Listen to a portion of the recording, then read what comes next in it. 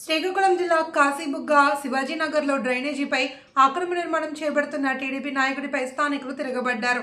శివాజీనగర్లో డ్రైనేజీతో పాటు రోడ్డును కొంతమేరకు ఆక్రమించి అక్రమ నిర్మాణం చేపట్టిన టీడీపీ నాయకుడు 17వ వార్డు కౌన్సిలర్ ఇంటి దగ్గర స్థానికులు ఆందోళనకు దిగారు. అక్రమంగా నిర్మిస్తున్న కట్టడాన్ని స్థానికులు మూకుమ్మడిగా తొలగించారు. శివాజీనగర్లో టీడీపీ, వైసీపీ పార్టీలకు చెందిన కార్యకర్తలు సైతం పార్టీలకు అతీతంగా ఏకతాటిపై నిలబడి టీడీపీ నేతకు వ్యతిరేకంగా ఆందోళన చేపట్టారు.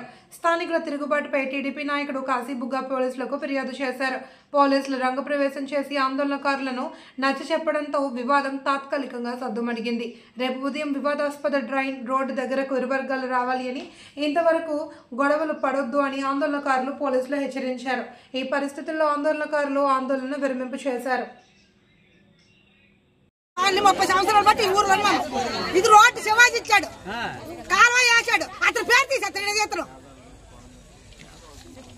అంతవరకే పాత రోడ్డే కావాలి, మాకు ఏ రోజు మాకు అందరూ పాత రోడ్డే కావాలి, పాత రోడ్డే కావాలి. 10 సంవత్సరాలు బట్టి వచ్చా, నేను 30 సంవత్సరాలు బట్టి ఈ ఊర్లో ఉన్నాను. ఇక్కడ వాళ్ళు కరెంట్ లేకుండా ఉన్నాను ఊర్లో. ఇప్పుడు రాలేదు, మొన్న రాలేదు, నిన్న రాలేదు.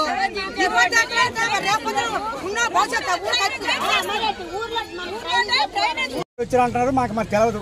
ఆయన మాత్రం మేము అన్నాము గొడవ తేలినంత వరకు ఆగండి అన్నాము. అది కూడా లేదు, ఆయన ఇష్టమైన డే నైట్ కట్టించేశారు. అది